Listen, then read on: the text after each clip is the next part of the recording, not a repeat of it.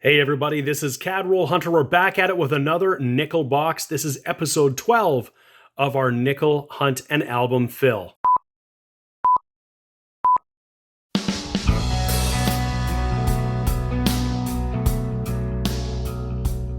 Hey everybody, this is James and you're watching my channel Cadroll Hunter, and we've got our beautiful Lighthouse Vista album here. We're looking to fill some spots. We've got lots of spaces in the 40s and the 50s we need to fill.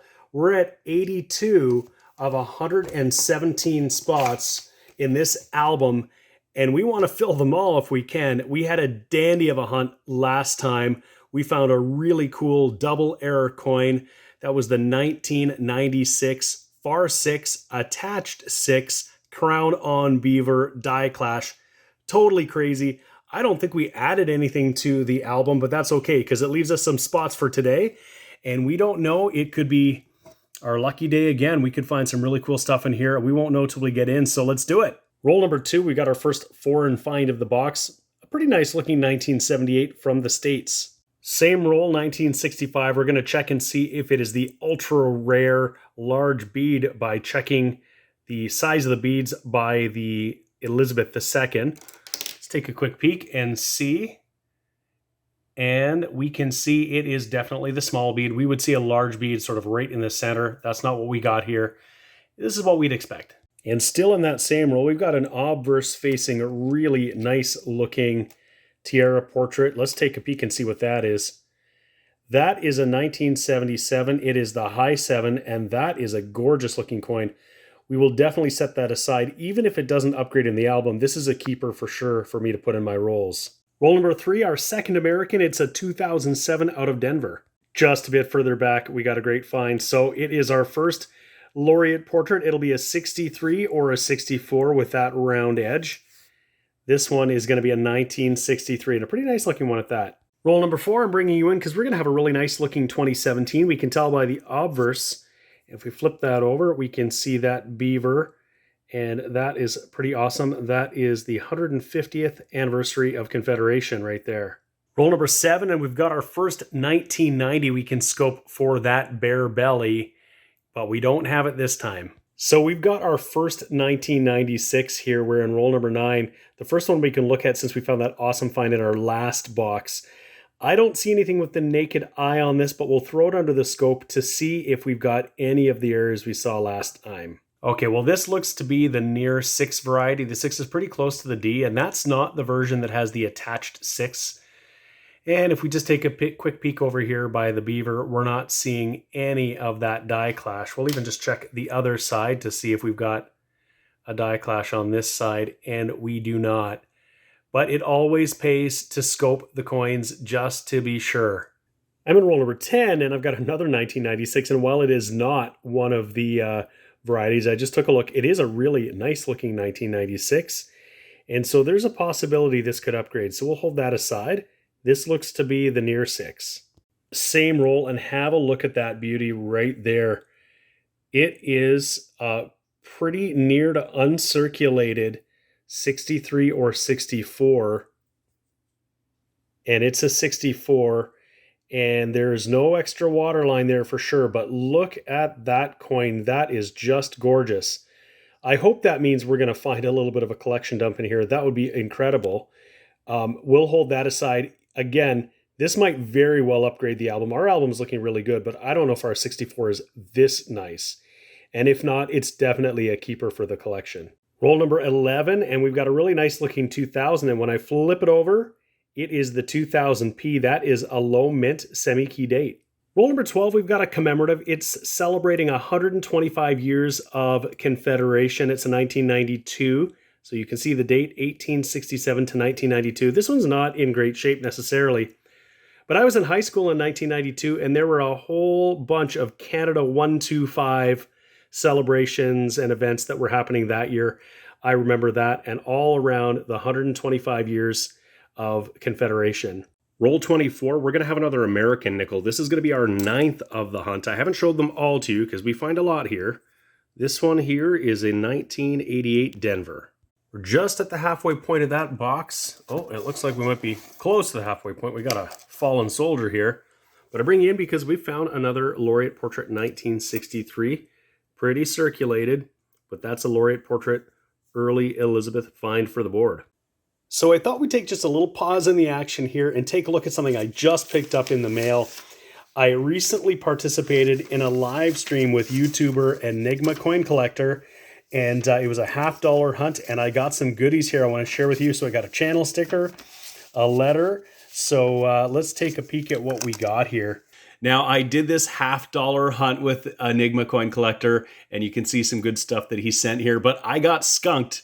This 1912 Barber half was the skunk insurance, so that was actually a silver lining. And because it was my first time ever participating in a live stream, he threw in this 1996 S proof, which is a really cool, classy thing to do. I really appreciate it. So I got everything laid out here. You can see a couple envelopes. Here's a little bit of a closer look at that 1996 S proof. You can see that frosted appearance on Kennedy and on the eagle on the reverse. That 1912 Barber half, which is just an awesome skunk insurance, an awesome silver lining. You can see here, if I can get it to focus, there is a D mint mark there, and I apologize for the glare from the flip. Really cool. Happy to have that in my collection as well. And he was also kind enough to throw in a bunch of NIFCs. There's a 2020P. We got a 2015D. There's a 2010 Denver, a 2011P.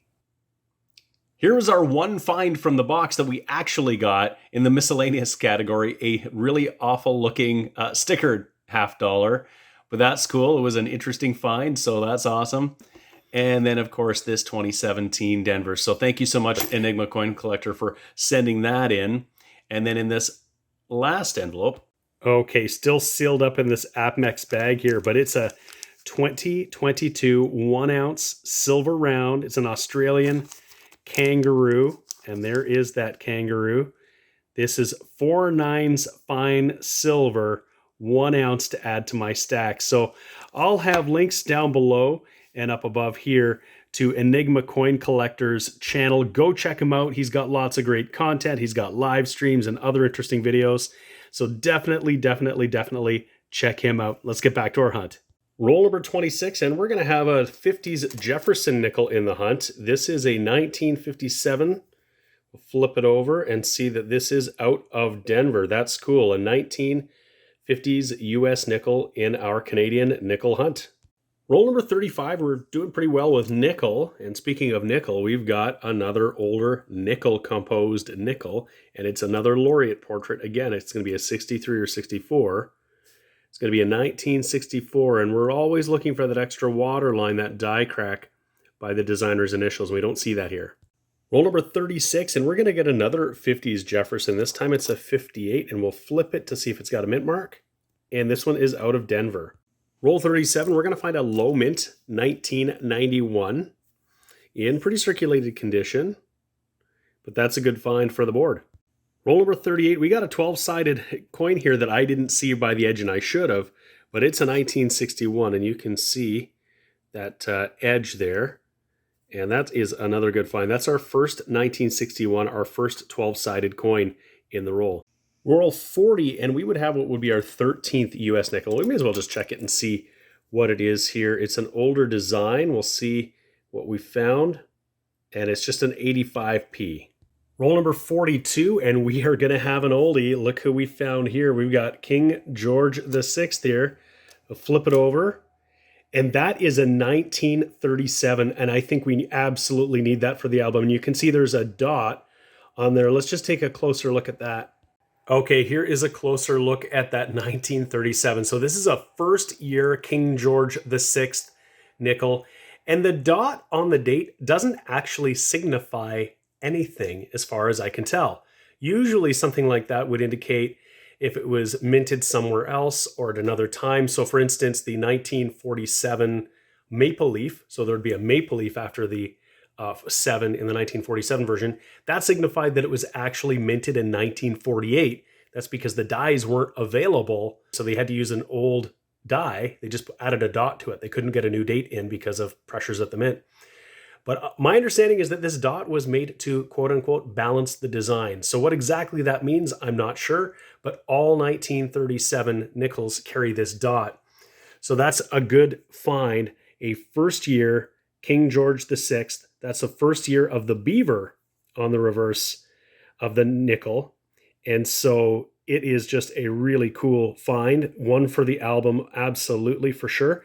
And this is minted at just 4.59 million, I believe. So it's pretty low mint as well. Roll 44, and we're going to get a 1967 commemorative. And look at that. Looks like it's pretty circulated. Got some wear on it. But that's a great find. We don't see those every day. Last coin of that roll is a 1969 S, and I don't often find S minted Jefferson nickels in my hunts. So that is a really interesting find for sure. Roll 49, we're going to get something in here because there is a dime hiding in this nickel roll. Okay, I got that dime out and we'll see what it is. It is just a common 2010. All right, last roll. We'll see if we get any luck in here. I'll bring in if I find something cool. If not, we'll do a wrap up and review everything we got.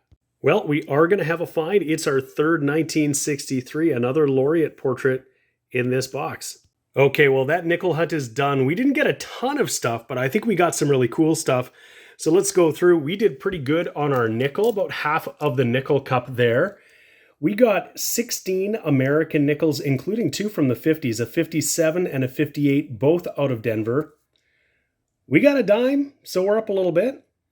We got a few really nice looking ones. We got a gorgeous 1977, a really nice looking 1996, and a really nice 2017 commemorative. We found a couple of our low mint semi-key dates. We got a 1991 and a 2000 P. If I flip that bad boy over, we'll see the P composition mark. In our earlier finds, we got a 61, we got 3 63s, we got 2 64s, including this stunner on top. We got a rabbit nickel out of 1967, and our absolute best find is this 1937 dot, as you can see there. An early King George VI, first year King George VI, and that's going to fill a spot in our album. So we'll take a look and see if any of these will upgrade. We know we got a spot filler, so we'll take a look right now. Okay, I've got our Lighthouse Vista album out here, and we made some progress. We filled that spot for that 1937 dot, first year King George VI, and that's awesome. We didn't get much else in here, though. We did upgrade that 1977 high 7. So that's right here. So that was great. The one we had in here wasn't looking good at all. But this album is looking pretty awesome so far. Again, we still have some spots in the 40s, 50s. We could find a 38 next time. Any King George V would be great. But we're at 83 of 117 spots. We've also got 4 additional spots filled by coins that didn't have a labeled slot in the album. So I really hope you enjoyed this album. We're going to keep on going until we can fill as much as we can. Please give the video a like. If you haven't already subscribed to my channel, Caterroll Hunter, please do that. I'd really appreciate it. You'll find out when I've got new content out. I've got new videos coming out all the time. Thank you so much for watching, and we'll see you again next time.